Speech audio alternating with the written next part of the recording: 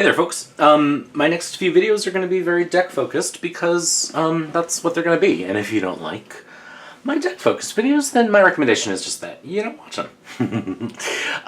But yeah, there's a couple things I wanted to talk about deck-related. I haven't really been making videos much because I don't have anything new or exciting to say, but I did have some deck reviews and stuff to share. And this is not a review because I've already talked about this deck in the past, but it's a new edition of it that I thought was interesting and worth sharing. I also thought I'd share little things that I added to my setup because I've been reading at a market once a month on Friday nights here in my area, and a lot of the readers had hourglasses on their table to help keep track of their times, and I thought, how cool. So I hunted down an hourglass that looked appropriately tarot-y. It's a little sort of kitsch for me, but I like it, and it was not expensive. It's a 15-minute hourglass. I wanted 20 minutes because my readings are 15 to 20 minutes, but I only found one 20-minute hourglass that was good-looking,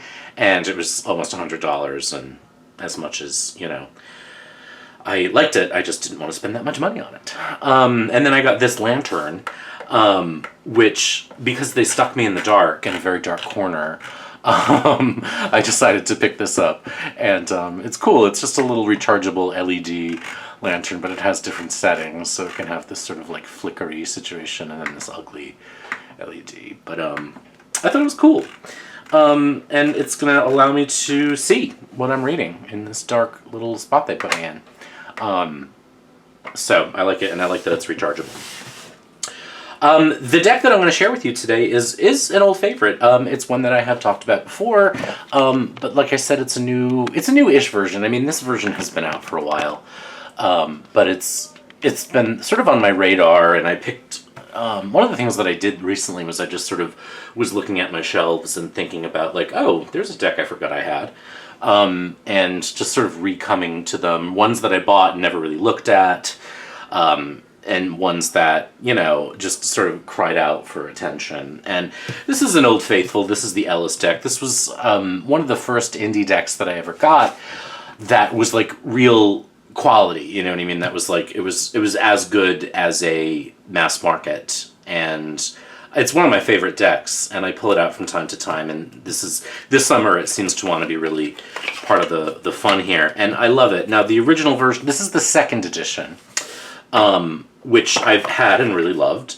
There have been several editions since. So this one came out in 2013. There was a first edition, I don't know when that one came out, and then there have been editions since that were larger, smaller, some that were plastic, but there's a borderless edition that is the currently available one, and that's the one I want to share with you. Now, the borders on these cards never really bothered me. I'm not bothered. I'm not fussed about borders. I will say in the new edition, because there are no borders, the images feel larger. But I never had any problem with this edition. I just wanted to see it, and I love it, and I love this. So it's nice to have options. The only thing about this deck that I've never really particularly liked is the back. It just didn't, I don't know, it just doesn't feel like the rest of the deck to me. And it's a cat, and I'm not really like a cat person, but other than that, it's a love of mine. So this is the second edition, which I've had since 2013. And I'm a fan of it. But this is the new current, I think this is the 5th edition? Yes, it is, the 5th edition. We're going to look at it. So I already have walkthroughs of this deck, but I'm just going to do another one because why not? So the original one that I have, the second edition, was a tuck box. This is like a nice, I guess, coffin style box, you might call it.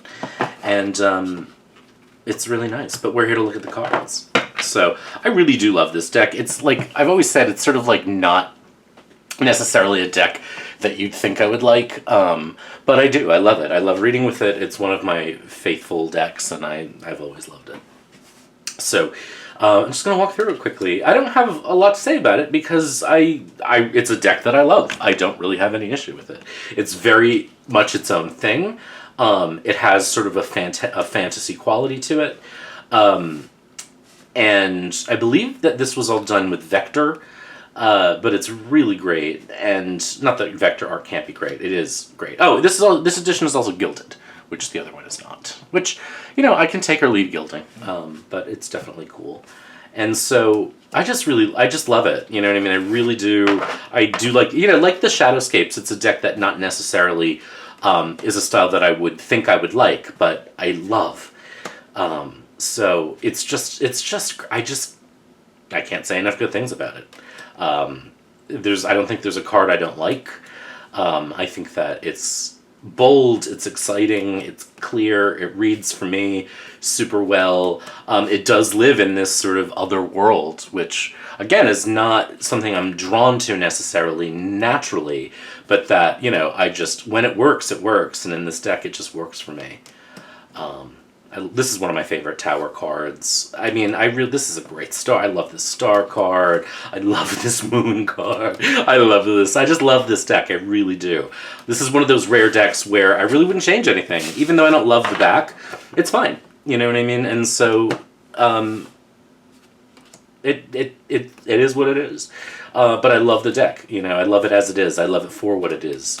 The suits, as you see, are fairly color-coded. The suit of rods isn't the most color-coded. You'll see it as you go through. It's sort of these blues and white skies with these gorgeous sort of rods that look like flowers but look like flames.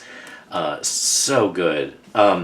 It's an animal-heavy deck, and it's funny. Like I always say, I'm over animal decks. I don't love animal decks. Like, it's not all animals, but there's a lot of animals, and I love this deck, and so what am I talking about? And I'm going to do a review of a deck in a minute that is very animal-centric, and I really like it too.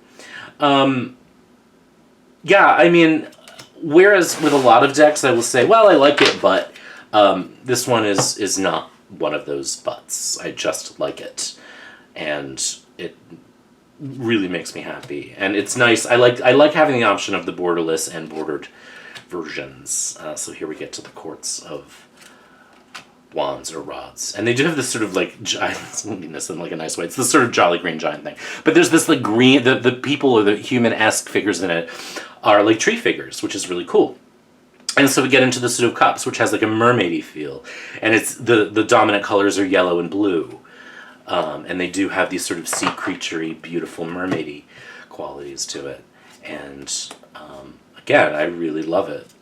It's very cool. It is Waite-Smith based. So for folks who are Waite-Smith fans, you're going to get your Waite-Smith on with this. And it's just bright and bold and really just exciting to look at. I love in the majors that each card is sort of a different font. The font for the minors is all this sort of font, but the majors all have, if you might have noticed, a different one. So here we get into swords, and the swords have sort of a pink, black, purple scheme.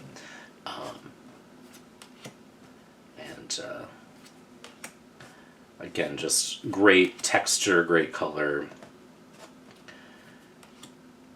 Sort of the steampunky thing. The swords do have sort of a steampunky vibe about them.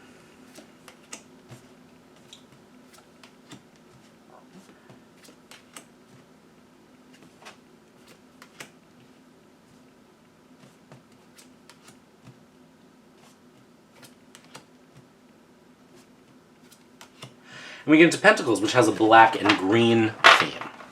And Pentacles are just, one of my, often artistically one of my favorite suits because of the color schemes. And this is not an exception at all. So I really like the color scheme in this deck.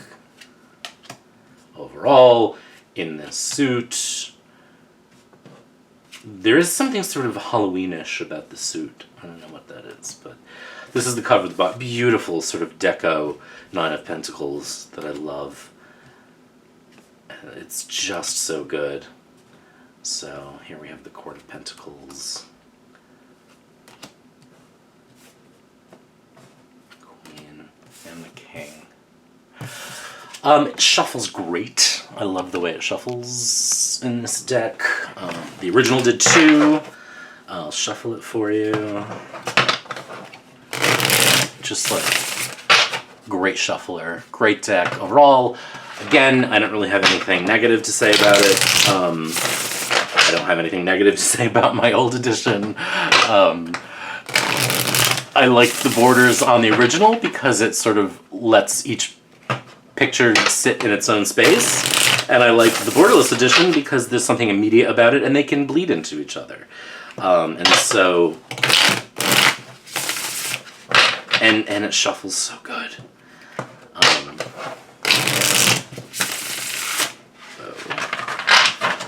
So I'll just lace them out, and so you can see. But it just is just. I keep saying just. It really is a good un, and I love it. And you should get it because I said so. So there you go. That's the 5th edition of the Ellis deck, which you can't see all of because I haven't zoomed out enough.